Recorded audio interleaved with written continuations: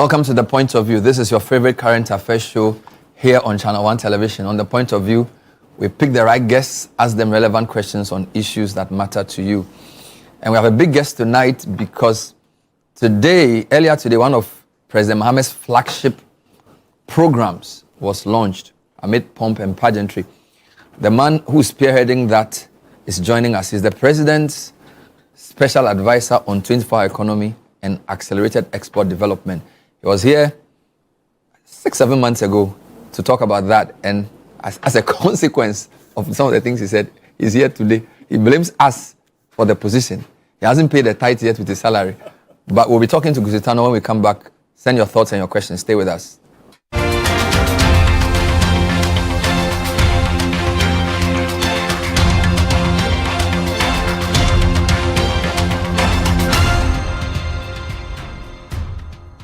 Remember who we are seeing now.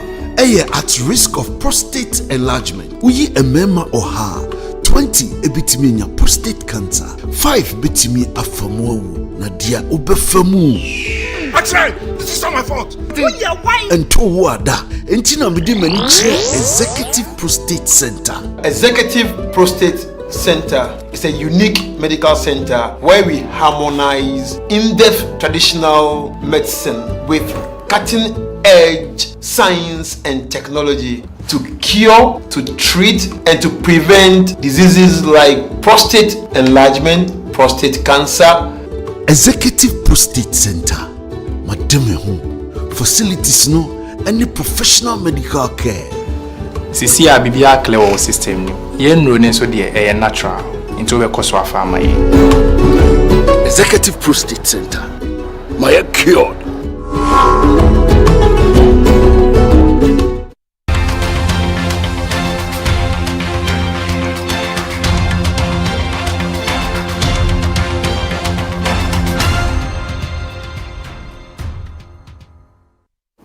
Welcome back. So tonight my guest is Augustus Obuadum Tano, aka Guzitano, who is the President's Special Advisor on 24-hour economy and accelerated export development. Did I get that right?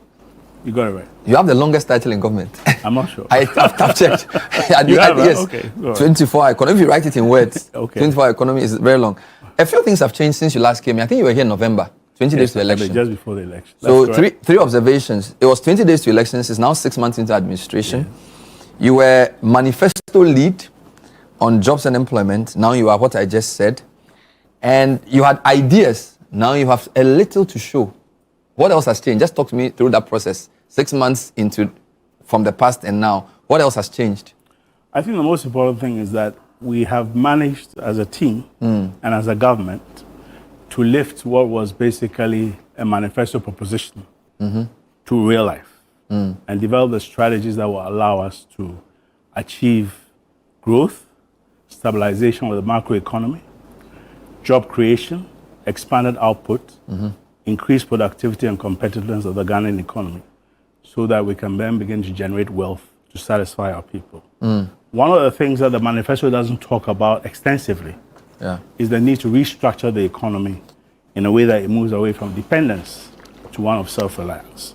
So that definitely has changed. And if you read the program of the 24-hour economy, you'll see that there's a major attempt to address the structural transformation of this economy. The last time this was actually done was during Nkrumah's time when he sought to use the state as a tool and vehicle for industrialization and use state capital. That had its own problems and challenges. This time we've learned from that history, we've learned from all the Achampon's commanding heights of the economy, all the way through to the 31st December revolution and its aftermath. And it's very clear to us that without working off the balance sheet of the private sector, transformation will become a very difficult proposition, particularly in our context where we are constrained resource-wise by the program of the IMF and the fact that indeed it was precisely because of the constrained resources that we had to go to IMF anyway.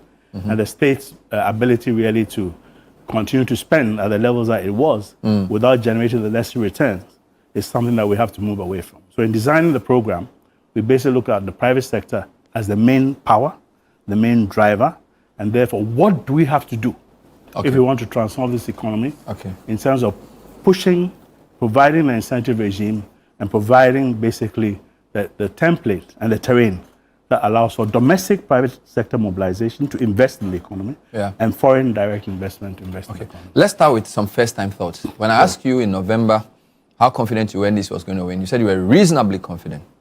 Were you surprised at the decisiveness of the victory? Not really. The reason why I refuse to give you a percentage is that the last 2 times I've given a percentage and it's come dead on, the other party said we're cheating. So I just decided that we'll keep quiet. But I wasn't really surprised. Okay. I didn't have a sense of the landslide in September because Ghanaians normally decide October. You can then see the trend. Yeah. But after a few of the global informatics and our own surveys that we do privately, it was very clear that we're heading for a landslide. And one of our team actually was dead set from June that there was going to be a landslide. But we said we thought he had to be careful, but he was right. Wow. Yeah. You said Mohammed had a rare opportunity to restore credibility and legitimacy to governance. You said this in November. 6 months into his government, would you say he's done that or he's doing that? I think that the social contract, the 120-day social contract, and the fact that he has achieved all those milestones shows a new, renewed determination and purpose. And clearly that sets basically the landscape for what is to come. So in that sense, yes, I think he's demonstrated very clearly that he means business. He also means to promote and protect and expand business. And more importantly, I think one of the interesting things is that the reset is also about the state and the way the state relates to the citizenry, relates to businesses, and also relates to other institutions, even within itself. Because without an efficient state and a friendly state, investors definitely will run away, but more often than not, it will also become a barrier and a bar to progress and development. So some of the anti-corruption things he's done, the code of conduct, is to lead the way. The corruption things he's done, the code of conduct, is to lead the way. That look, this is our dispensation. We meet the program and we've achieved almost all of it. On the economy, when I asked you again, you said you didn't even agree with those who said we are stabilized because at the time they had said we had turned the corner. In November, you said we hadn't even turned any corner and we hadn't achieved stability. So we are in July.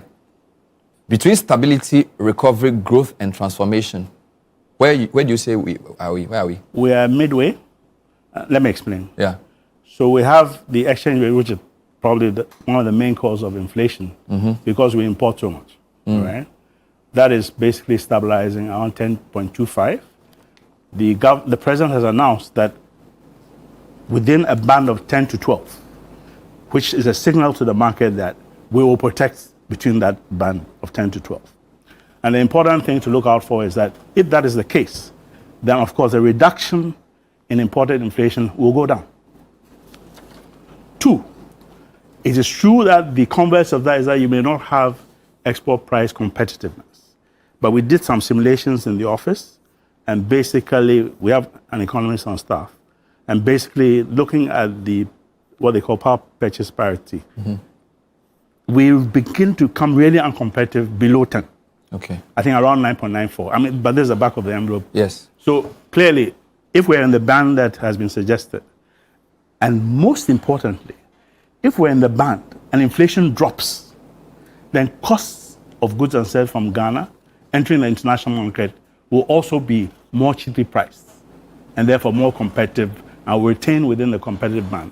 I think the governor said that in the competitive index, we're at 156 or so, and we are basically dropped to 133, which is a good sign. I don't quite know the calibration of that index, but I think I read it somewhere. So in terms of export price competitiveness, low inflation, and I think we're going to see even more of a drop in inflation because if the agricultural figures we're seeing outside of cocoa, I think it's grew by 6.7% first quarter. If it continues to where we're seeing, with the harvest, with a drop in inflation from 18 to 13, that was being reported this morning, then basically maybe Johnson Asiama's prediction and Ato's prediction that we may be heading towards an 11% year-on-year inflation rate is probably accurate. Although the fund is saying 14 and others are saying 14.9. But I think that if the Treasury continues, and because that is happening, and because cost of goods will probably keep dropping, particularly food, because, you know, from August, because of the harvest, things kind of drop. So the important thing is to generate the requisite harvest and the requisite buffer stock that allows you to intervene in the market if prices should try and provide or creep up along the normal gradient we have. You know, the gradient is like this. At harvest, we're here. By March, we are here. We want to have a steady, and then that protects household income, that protects factories in terms of the raw material input and the pricing, and therefore the cost effectiveness, cost efficiency, and the ability. So you will say we are recovering. We're stabilizing and recovering. We are stabilizing. So in between the two. Yes, in between. We haven't begun to grow yet. It's too short a time. This is July. Well, I've seen the data. I just saw the data: 6.7 for agric. Yeah. 9.3 for services. Industry is about 3.4. Oil, but the oil and gas is in industry, and you know it's dropped. So I think it's created a minus 22% impact on that weighting. So that has dropped. But I think manufacturing activity is beginning to inch up slowly, which is very important. But that's real goods and services outside of the normal primary commodity volatilities that you see in gold, you see in oil and gas, and also you see in... Some people think some of the stabilization of the currency, a lot of it's external, because of the way President Trump's tariff policies are. Most countries are disinvesting in gold and in dollars and buying gold. And gold prices are going up. And we are the largest producer in Africa of gold. So with the gold board coming in, we really have been the best beneficiaries. So they think there's gold there. Gold is a key thing there. Let's do it step by step. Yes. It is true that the dollar has fallen. Yeah. So that has helped us. Yes. It is true that crude oil prices have fallen. Good. Even when we thought that because of the Iran-Israeli conflict, it will go to $100, as some people are speculating. Yeah. It's really retreated dramatically to where it was before. So that has helped us. There's no question about that. Yeah. But you see, you have to also look at the volumes that the gold board is buying. Volumes have gone up. Yeah. All right? So what hitherto would have gone out as contraband, you know, smuggling, you must remember that Galamsey is supposed to account for 30%, which is somewhere close to $2 billion. So if the gold board has been able to recalibrate the system in such a way that it's a disincentive to smuggle and rather deal with the gold board because of the pricing that they're providing, then of course you're going to get greater volumes. So that compensates also for the kind of analysis that suggests that we are on an upward trajectory. And you can see from the reserves, we're now at what, 6.5 to 9 billion growth, net, and then gross is around 10.7 billion, which is a good sign. Of course, it can dissipate. Yeah. But if you have the buffers, manufacturing is growing, agriculture is growing, and also you have a stable oil price around the 60 band, all right, then it should be. So not to be negative, but I ask this because... Don't be negative, I beg you. Every government has a crisis. Yes. So ours hasn't come yet, this one's. So have we built enough buffers that when something happens, touch wood, Iran, Israel decide they're going to fight for 3 years, oil prices go to 130, we're screwed, right? Well, so my point is that we're not entirely screwed. The idea is to build the country to a point where whatever happens externally, you have enough not to knock you off. That is the purpose of the 24-hour economy program, to create food self-sufficiency, food sovereignty. We import 2.6 billion of food every year. That's a major charge on foreign exchange and could lead to a slippage of foreign exchange if indeed you have the kind of supply chain problems after COVID and the escalation in food prices, particularly grain and oilseeds. All right? So we must prepare for that by increasing our production. All right? And as you should remember, I told you that within 18 months of the start of the program, we'll begin to see results in terms of output. I think we're beginning to see results of Feed Ghana slowly seeping into the figures with this 6.7, because the crop component of the agricultural the composition of the agricultural GDP, Yeah. is going up. Fisheries has gone up by 16.3%. So gradually, we're beginning to really produce and respond to the market situation as Okay. is evolving. So you're right, but the 24-hour economy is designed for food self-sufficiency, food sovereignty, supply chain efficiency, market efficiency, excess raw materials after we finish feeding ourselves and animals Yeah. to industry, which we discussed, if you remember, in Yeah. November. Actually, let me take you back because Sure. a lot of people have said that it was marketed as a job shift strategy, but it's an economic transformation strategy. So I want to go back. If you guys have this, in November, I asked him a specific question. So what is 24-hour economy?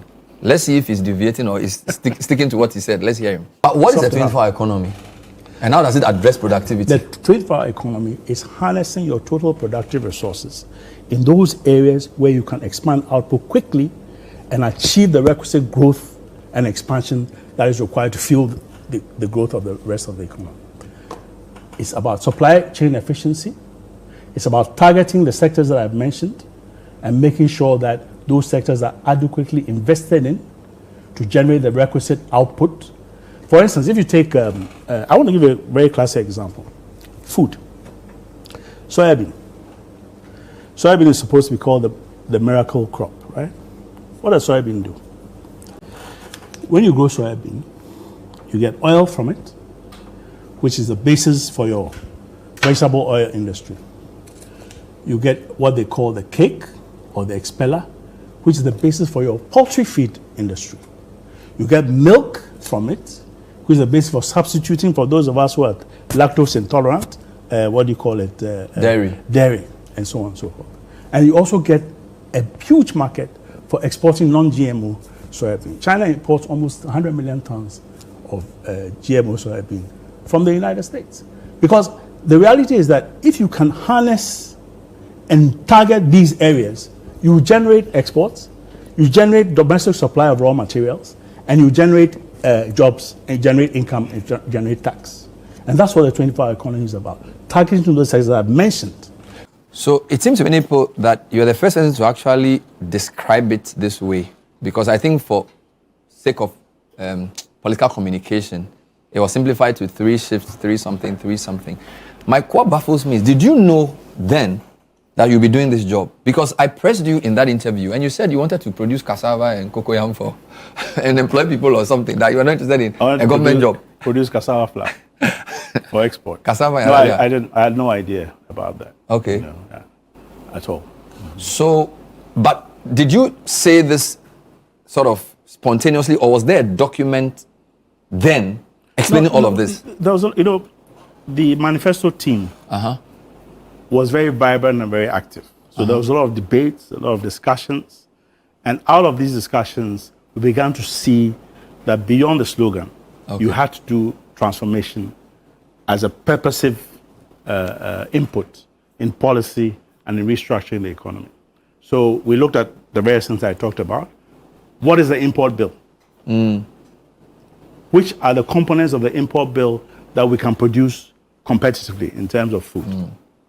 What contributes most to inflation? Can we produce those things that contribute to inflation here? Tomatoes, for instance, in the food basket weight is 17%. So if you can produce your tomatoes here, a substantial portion, then of course, and competitively, then of course you also reduce your foreign exchange requirements to import tomatoes, but you also basically achieve a drop in prices, and therefore that translates into a drop in prices at the retail point or in the market. So we looked at that, and then we looked at what will contribute to jobs, and then what will contribute to value chain financing. Because, let me give you a classic example. Bernard, we're doing surveys around the country. We sent a team round to look at all the big and the small irrigation sites. And we went to one of the rice areas in Upper East. School feeding had imported Thai fragrance rice for school feeding, for the children. Proximate to where the schools were and where the caterers are supplying, you had farmers stacked with paddy rice. That they couldn't sell? No market. Do you understand?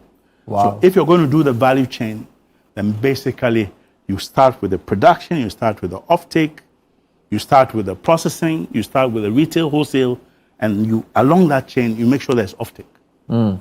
So that your financing system has an inbuilt buffer that allows for the flow to continue without the requisite defaults that then create basically interruption in the supply chain and also in the financing chain. Okay. So this is the way in which we've approached the project. And of course, eventually, the most important thing is that we must create jobs for the 2.7 million people who are out of employment and the 300,000 young people who are entering the workforce every year. I think we discussed that those between 18 and 29 have an unemployment rate which is higher than the national average of 14.7. There's somewhere around 24%.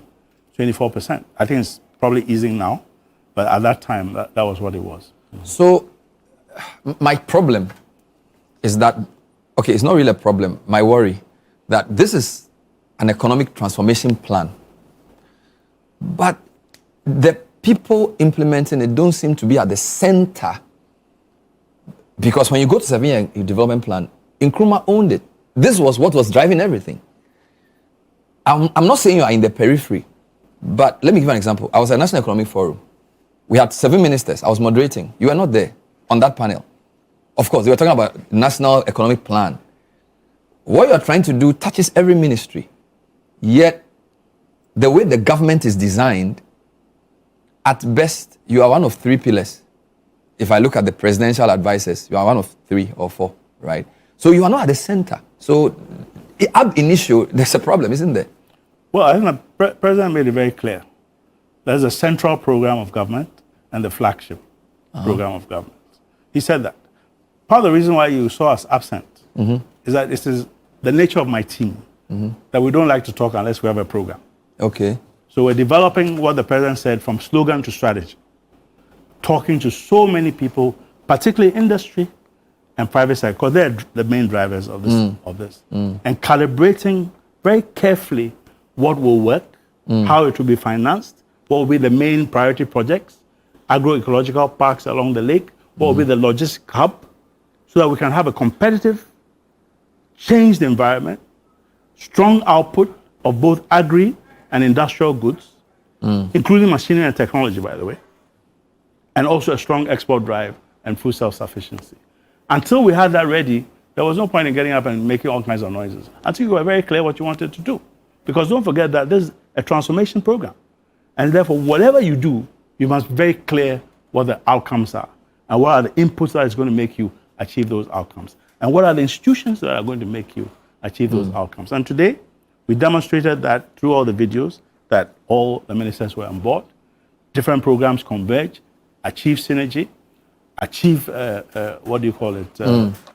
consistency in policy and implementation. And in this particular case, you have it is a private sector that is investing in this program in a way that transforms this economy, builds up agriculture, builds up industry, and therefore builds up our national capacity to produce jobs.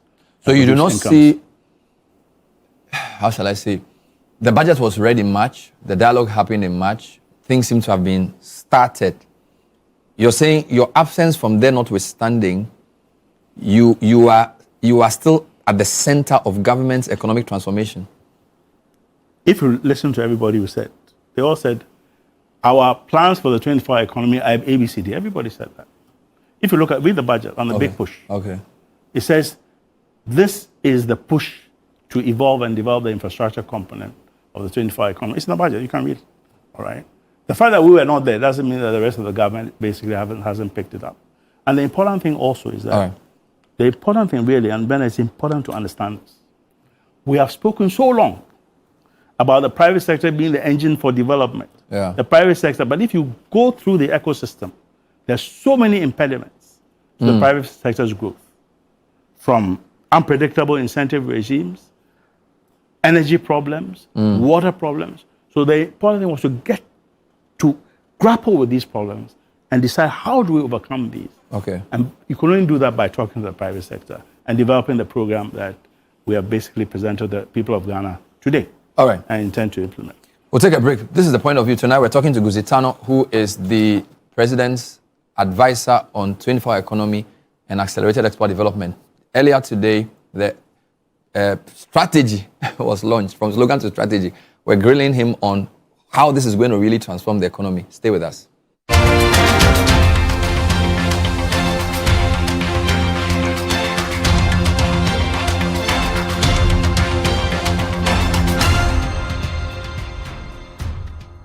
My name is Anis Hafor. I'm currently serving as the chairman of the Barstow Ghana. What I've noticed with Barstow Ghana is that we are introducing the American curriculum for the first time into the country. And the interest that I have in it is that we want to do something that's a little different. At the Barstow schools, we believe that true education extends beyond traditional learning. It is about preparing our students to thrive in a globally interconnected world. Our Ghana campus embodies this philosophy by offering a rigorous curriculum aligned with our Kansas City home campus. Our mission is to promote sound scholarship and to give symmetrical development to mind, body, and character. Imagine waking up to serenity every day, surrounded by nature's beauty and luxury at your fingertips in a gated estate you can be proud to call your home. Welcome to Western Villas, located at Ai Mensa, where our stunning homes redefine elegance. At Western Villas, each home is a masterpiece, designed with precision and love. From swimming pool, gym, playground, beautiful landscaped gardens and private balconies, making every day feel like a retreat. We also have executive plots for sale at McCarthy Hill, strategically located and offer unparalleled views, easy access to amenities, and endless possibilities for executive living. With just 5% deposit, you can reserve your space. Contact us today to learn more about our luxury homes at Ai Mensa or executive plots at McCarthy Hill. Call us now on 0536 502295 or visit www.westernvillas.com for more information. Excellent. Be that business owner that stands out and is very productive. You're so confident. How do you do it? It starts with Built. Where does your confidence come from? Paperwork made simple. Built takes all the hassle away. Don't be like her. Built is your all-in-one simplified finance platform. It's your home for invoices, payments, your payroll, and so much more. Oh, wow. Grow your business today. Sign up now at Built.Africa. Download the Built app now.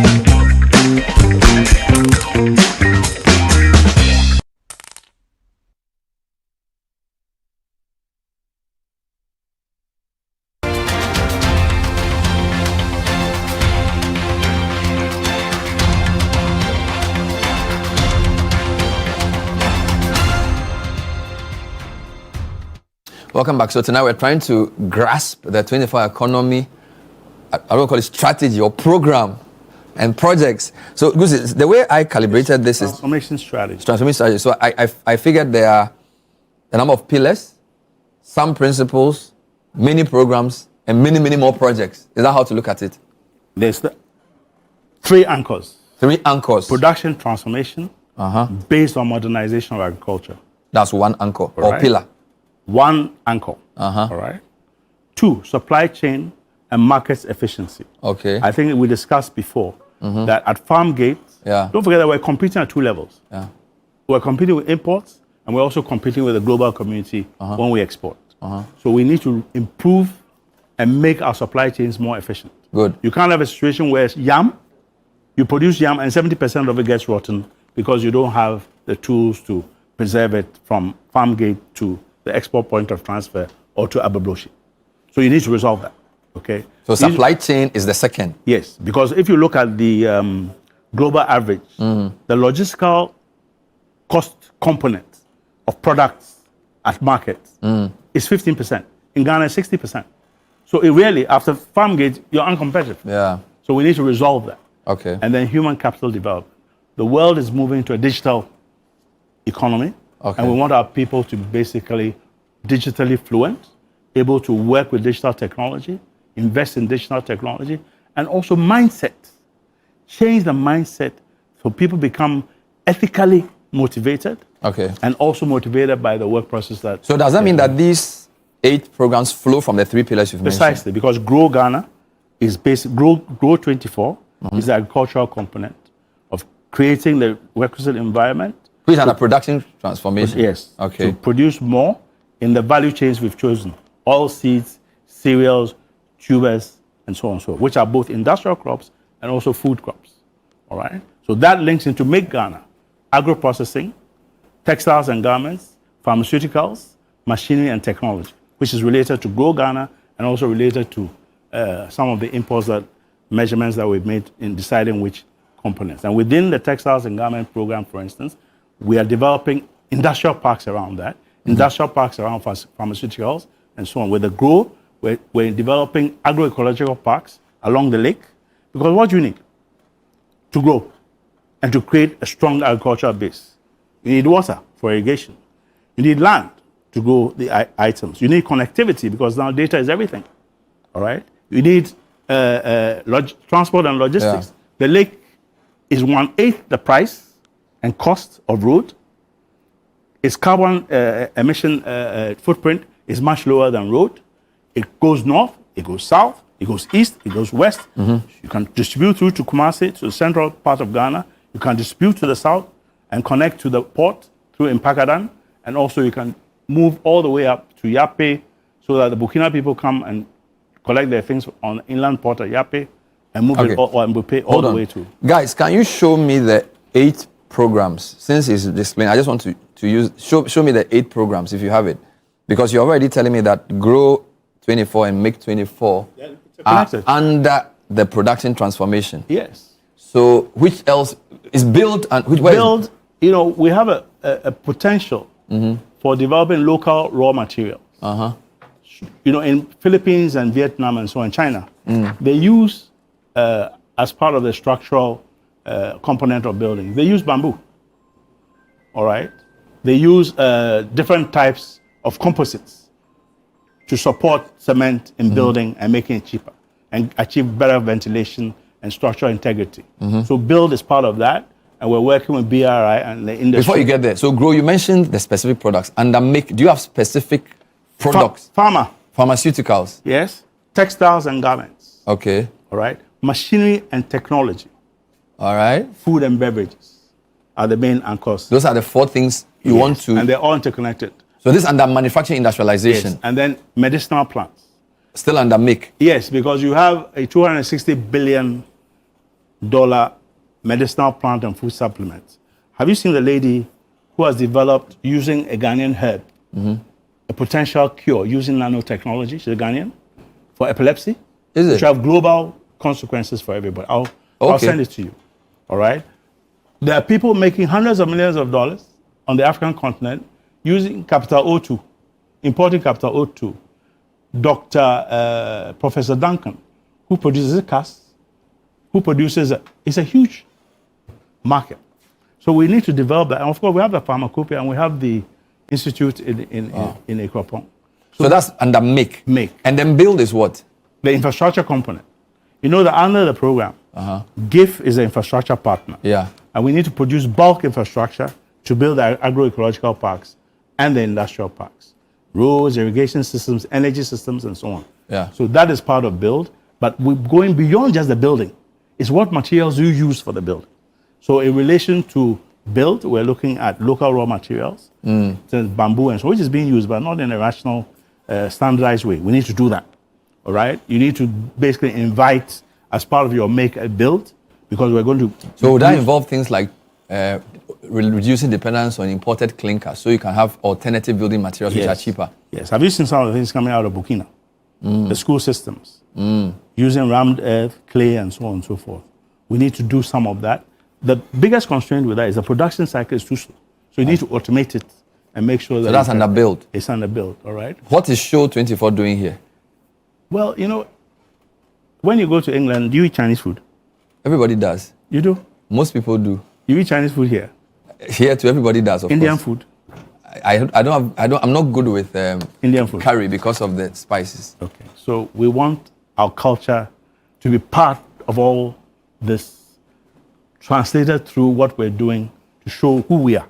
So is this tourism, creative arts thing? Because don't forget that tourism, creative arts, they're commodities that are exportable And they are also available for people who want to come and see. All right. So show. You know, there's some countries that appoint food ambassadors. Yeah. To showcase their culture. It's called gastronomy. Exactly. They have competition. You think all these people doing chef on TV are all looking at it and copying? You think it's for fun? Yeah. They want you to eat their food. Yeah. And we want to do the same. So that's Show Ghana. Show Ghana. And you know, we have a burgeoning, fantastic music industry that's emerging. The Nigerians have taken the lead in relation to Burna Boy and all these people. And we have a capacity. And we need to invest in it. Part of the problem that we haven't invested in our artists. We haven't invested in we have some incredible sculptors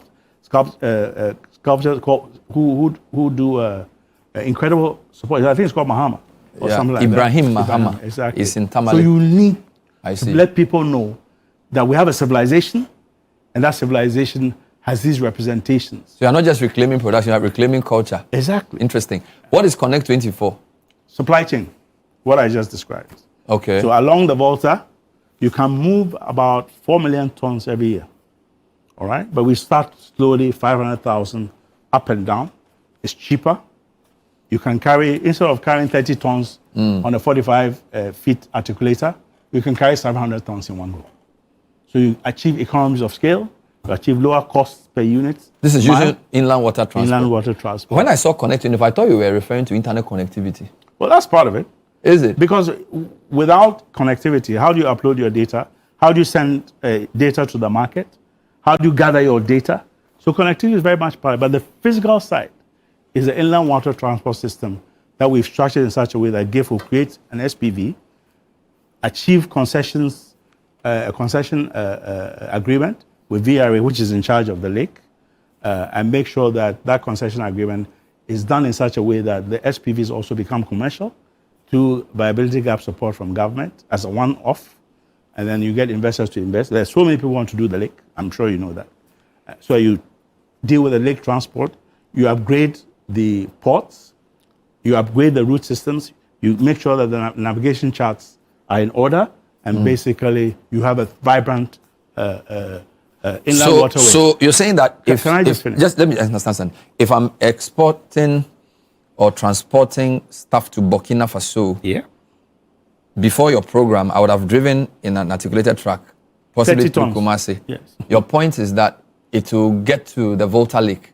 How will it get to the lake? The railway line in Pakara. But we just have the line. We don't have anybody running it yet. Because you don't have the demand. So one of the things you have to do is basically agree on the operatorship, agree on the interconnect. I think there's a short 34 kilometer, which the private sector is willing to invest. To finish? Yes, to connect it straight to the lake ports.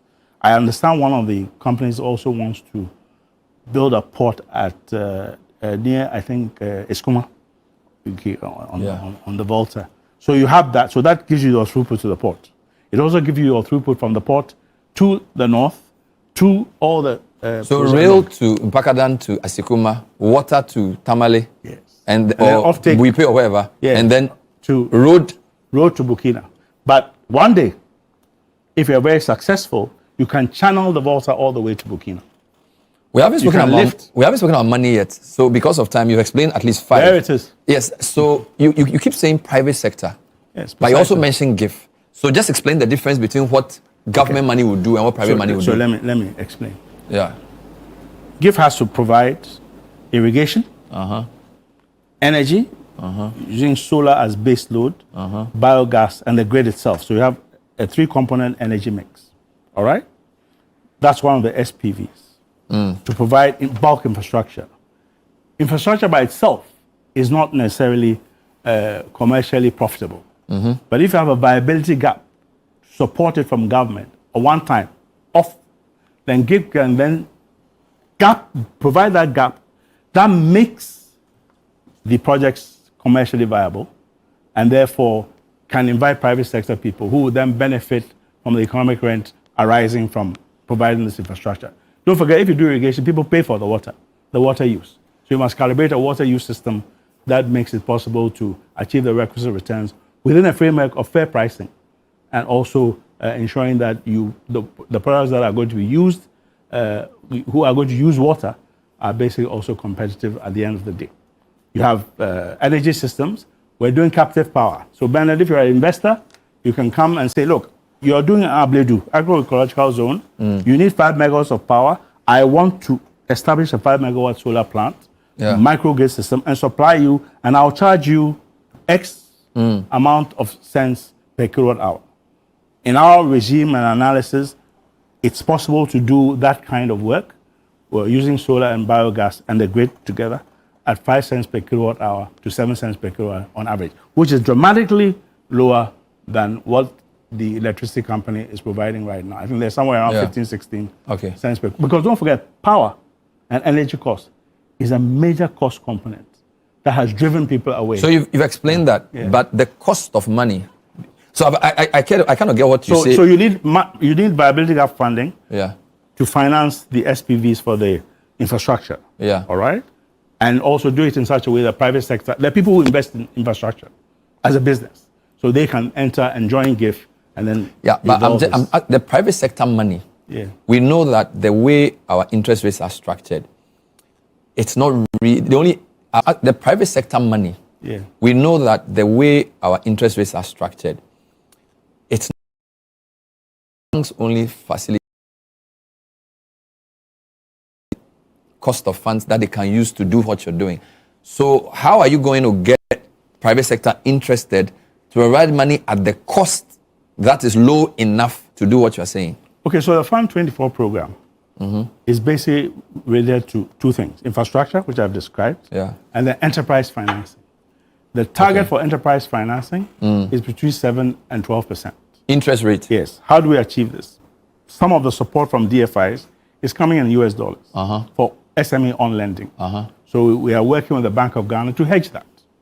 So that basically once DBG, which is the local development bank, the on-lending bank with Exim and also venture capital and so on. Once basically the finance comes in, you surrender to the Bank of Ghana, you agree on a rate that basically says that you have no exchange rate exposure. So that exchange rate is not going to be passed on, losses will be passed on to the final beneficiary.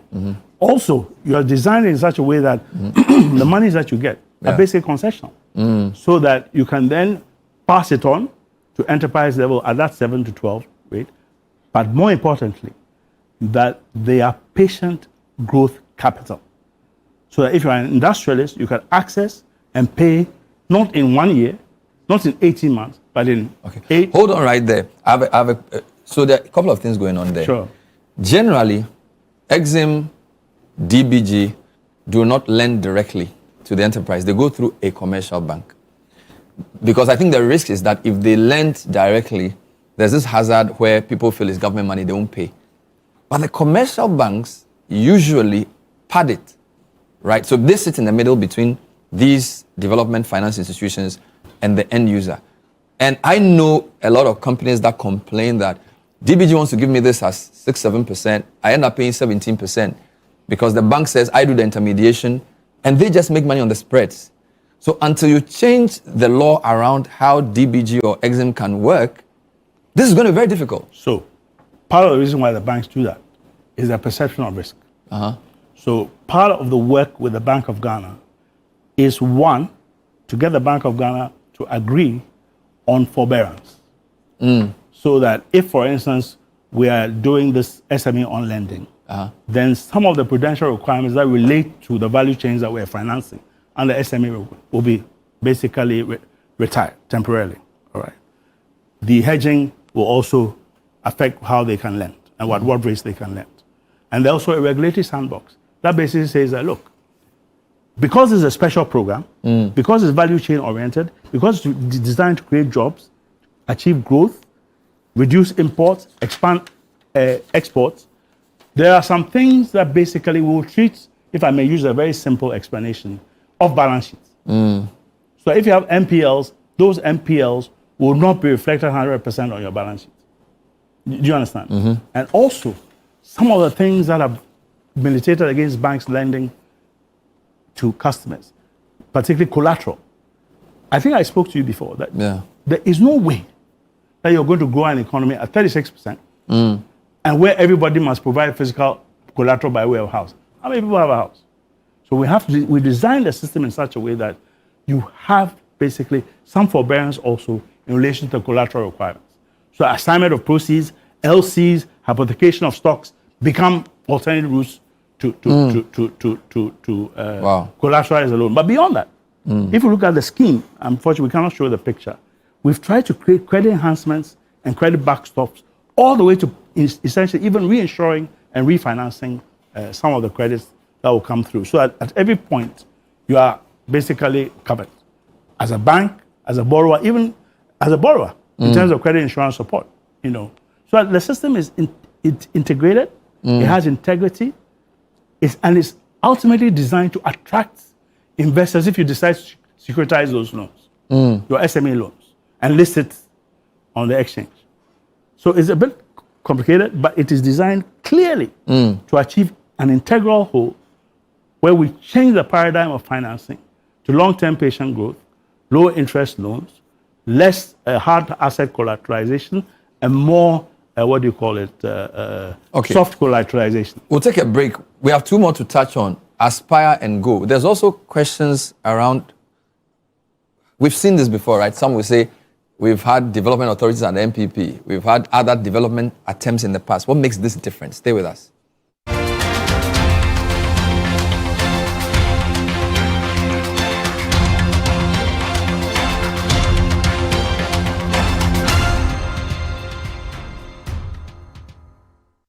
My name is Anis Hafor. I'm currently serving as the chairman of the Barstow Ghana. What I've noticed with Barstow Ghana is that we are introducing the American curriculum for the first time into the country. And the interest that I have in it is that we want to do something that's a little different. At the Barstow schools, we believe that true education extends beyond traditional learning. It is about preparing our students to thrive in a globally interconnected world. Our Ghana campus embodies this philosophy by offering a rigorous curriculum aligned with our Kansas City home campus. Our mission is to promote sound scholarship and to give symmetrical development to mind, body, and character.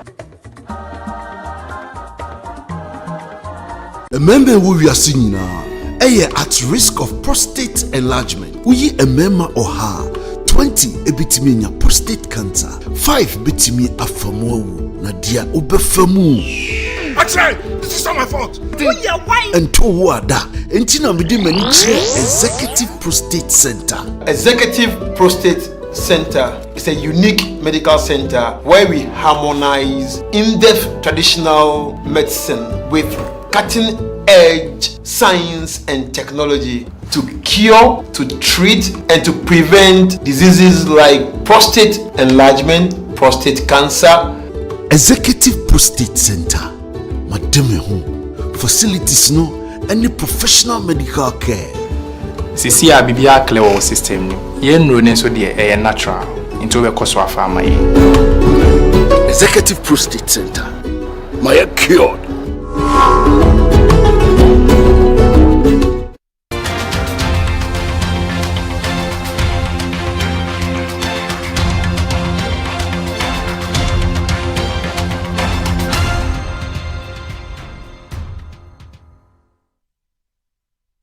Welcome back. We're still talking to Guzitano, President's Advisor on 24-hour economy and accelerated export development. I'm sure you know that in most people's heads, 24-hour economy means that the economy will not stop working. That basically will work the whole day. How do you even think you should try and disabuse people's minds of that? Well, I think the President said it very succinctly and very correctly. Yeah. It's both a program and a journey. Okay. You can't, and I've explained this before, you can't expect industry operating at 40% capacity utilization to immediately do 3 shifts. You need to provide, and what are the constraints that make them unable to produce at capacity? Okay. Raw material supply, interest rates, lack of long-term funding for growth and expansion, poor incentive regimes and incoherent incentive regimes, corruption, and a myriad of problems at the port. So we have to systematically correct these as impediments to growth so that you are able then to, and of course, an unstable exchange rate. Do you remember when it went to 16, the next day it went to 8, and then it was back at 12. Do you remember? Yeah. Yeah, a few years ago. You don't need that. Business people like predictability. They like transparency so they can plan. So once we are able to do what we're doing now, stabilize the macro, provide a clear view about the value chains that are important, interlinked across value chains and also within value chains, and provide the financing and the calibration in terms of improvement in supply chain and so on, you begin to see the growth beginning to emerge. This Goal 24 seems to be the attempt to rally people to change the way they behave. But Bernard, talk to me about it. Bernard, let me tell you where we are and why we have no choice about mobilizing. You have the United States basically going back to its isolationist traditions, raising tariff barriers as high as this. In some cases, 145% on China. This morning, they announced that they're going to increase the tariffs on Japanese goods. I forgot what it was, like 35 or something horrendous.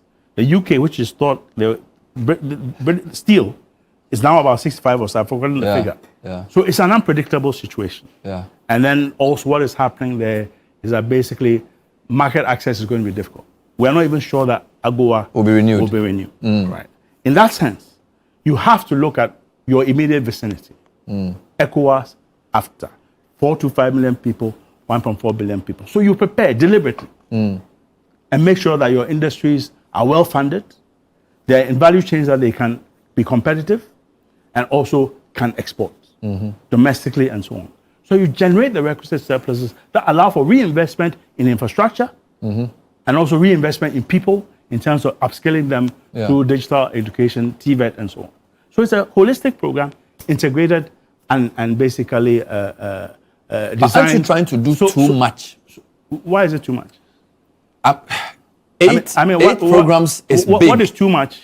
Excuse me. You import 1 million tons. No, you don't get it. Right. I'm not talking about your objectives or your. It's phased. What I'm trying to say is that there are many things you are doing at the same time. So let me explain. Yeah. The industrial parks are 50. Okay. In the 4-year period, we're doing only 10. Good. Concentrating on textiles and garments, using the Akosombo Drapon axis as the new textile park, and then a few Ho and so on and so forth, Kumasi and so on, Cape Coast. So that's one. Pharma. One of the important things about pharma is that Ghana has a comparative advantage and has actually been selling to the region and domestically. We have not invested in improving and expanding the output. We have not invested in pushing our pharma out to the rest of Africa and West Africa. Our FDA is level 3. We need to work so it doesn't fall below that and goes up beyond even level 3, so that certification of our drugs in other jurisdictions, until one day we have a unified pharma market, will be easier because we have the standards, all right? So there's a lot happening, but they have to happen. You can't say that, well, I'm going to produce soybean edible oil and not have a strong standards board. Do you understand? So everything is interlinked. I'm not even saying, what I'm trying to say is that, okay, what's the capacity of the Secretariat to run this? You even said to us that you are trying as much as possible to do this off government balance sheet. After the seed money, yes. So how much, was there even something budgeted for you in the 2025 budget? We're not ready to present the budget. It's now that we're ready. All right, so we were covered with the administrative. We're asking for seed money, and we're asking for viability gap funding for GIF. Do you have any proposal as to where the seed money will come from? We've presented it to governments, where they've asked us to calibrate, and therefore hopefully we can get some of the ABFA and also some of the levies that probably will be. I think I saw somewhere in the presentation that NAS did that there will be a proposed increase in some EXIM levy to fund some of this. Okay, let me explain. Is this correct? Let me explain. How the So is this correct? Yes. Okay. There are proposals for rebates, proposals for levies to give us a stronger comparative advantage. Right. There are also proposals for tax credits and so on within a current exemption regime. Yeah. That is based on performance. Okay. Not on location. Okay. If you don't perform, you don't get it. Those are the incentives for the private sector. Exactly. But I'm talking about funding of your institution. And I'm saying that all we've asked for. Yeah. Yesterday you asked me, how much do we need? Yes. I said we need $300 million for viability gap funding for GIF. Good. And $100 million for the secretary. We've been assured of that. And we've assured them that we don't need it in one go. Good. It's be crawling. Because we know the constraints of the IMF program. We know the constraints of government's own fiscal situation. Yeah. So it's a crawling capitalization. I've been in an organization that was never capitalized, GMPC, and had a lot of problems. We don't want that to happen. We're in a modern era. We know how markets work now. We're not transitioning from state sector to, we now have mixed, strong economy. So we get the seed. After the seed, we basically are self-financed. If the government wants us to do a specific program and is prepared to give us a grant, we'll do it, as many countries do, and use their. Good. I mean, you've seen the American Inflation Act that Joe Biden passed. Yeah. A lot of grants for semi-autonomous private sector to be able to achieve certain objectives in terms of raising American and local content in business. That can happen. But once we got the seed, we're self-financed. What if a cynic says, when Akufo-Addo came in 2017, he said he was going to do development authorities, Northern, Middle Belt, Coastal. How different is this from such a thing? It's an idea which wants to accelerate development. He doesn't want to use the regular ministries, so he creates this institution that he wants to use. It's not the same thing, but the idea of trying to use a different system to accelerate development. You can't clutter the system with too many institutions. What we're trying to do is concentrate firepower. Okay. And work to calibrate the private sector to step up. The government doesn't have a balance sheet. So what you have to do is to create the ecosystem that allows people to say, Ghana is the destination. Or I'm a private person in Ghana, I have so much savings, I think I can invest either in a security that's related to the fund program and all these, or directly as an investor in a particular project, a poultry project or something like that. But you must create the environment.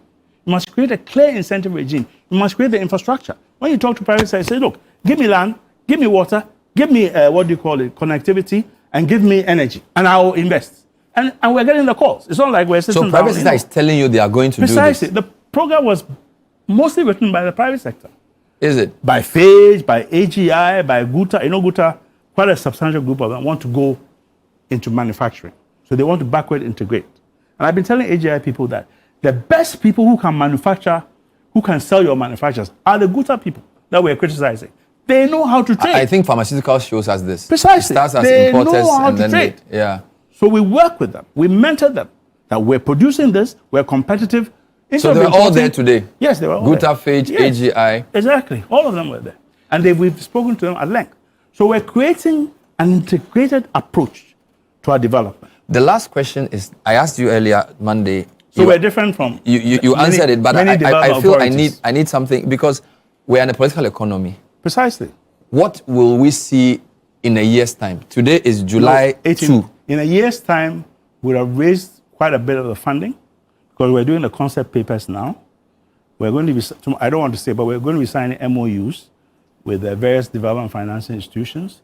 We've been approached by a lot of private sector people who want to do the lake. So by in a year's time, you'd have raised some of the financing? Yes. For the programs? Yes. For the programs. Would any project have kicked off? Because there are many projects. Some of them are already in operation. Guys, be showing me the projects as we close. Just be flipping through the projects so that people get a sense of what we're talking about. Some of them are in operation. They want to expand. Yeah. But because of this disarray in the incentive regime, they're not able to. Because of problems with land, they're not able to. Yeah. So part of the solutions that we provided is to make sure that those bottlenecks are removed so they can expand. And they're doing... I want you to... Yes, so this is... I'm just showing. Voter Economic Corridor is one project, right? Can you flip through another one just to see? Legon Pharmaceutical Innovation Park. There it is. Okay. Generics and eventually to API, active pharmaceutical ingredients. Do you have a date any of this will start? I said by next year we would have raised for most of these. And don't forget that the banks are already there. So if we're able to achieve this forbearance for the value chain. So in a year's time, we should have had the funding for these. So a lot of these, yes. Akosombo upon Garments and Textiles Park. Keep going. I just want to see more. What else do you have? Well, I mean, can I just I'm just trying to get a sense of the thing. Can I just correct you? Go ahead. Some of the investors for the Akosombo already... Okay, go back. Yeah, are already desirous to move quickly. Go back. I want to see the Akosombo one again. Yes, this one. Some of the investors are already ready. Yeah. 95% of what is going to be here is private sector. investment. You're looking for the 5% that will build the infrastructure to allow them to come in. All right. Keep going. Keep moving, guys. We don't have time. Okay. This is you want to make the Volta Basin Ghana's food basket. All right. Keep going. Agbeleduo. This is lands, farmlands. Yeah, Agbeleduo is ever means farm town. Agbeleduo, yes. So we're creating farm towns. Still on the Volta Basin. Around the Volta Basin. I see. And around the ports. Shikpong, growing fresh food where we live. Urban, peri-urban. Peri-urban. Remember, were you born during Operation Feed Yourself? No, I was still an idea. Are you sure? I wasn't yet born. Oh, you were an idea? No, I was born in the early 80s. Everybody was farming. So you want to go back to such a thing? We want to mobilize, because one of the biggest problems we have is inflation from vegetables. Yeah. Right, from okra, onions, and so on. Okay. So we need to So funding would have been involved. secured in a year's time. These are different projects. Although there are some aspects of what you want to do that are more mindset change. And some are being done already. So that's not measurable too much. For example, under the goal, you'll not really be able to tell people's behavioral change in a year. No, because under the goal, is a major made in Ghana component. Okay. So one of the things we have been. So all these are measurable. Yes. All. Will you publish the targets? Of course, we have we're doing a dashboard with performance metrics, so everybody can see where we're succeeding. Okay, I'll be happy to see that. We'll discuss. Because by my performance metrics, I've run out of time. We're working with the GSS to do that. Statistical Service. And at some point, asset as well. Because we need to be able to track it. Correct. Absolutely. All right. My viewers said they'll help you track it. Thank you. Wonderful. A lot in 1 hour. Gusitano. Thank you. Are you energized for this? Very much so. You do it. Very much so. Amazing stuff. Because well done. Great launch. We have no choice. Yeah, great launch. Yeah. Great launch. Thank you. So they did the launch earlier. I'm sure you saw some in the news earlier. Gusitano is the president's advisor on 24-hour economy and accelerated export development. Of course, he's the driver of the whole program with his team. Thanks for watching. We'll see you next time. Bye-bye.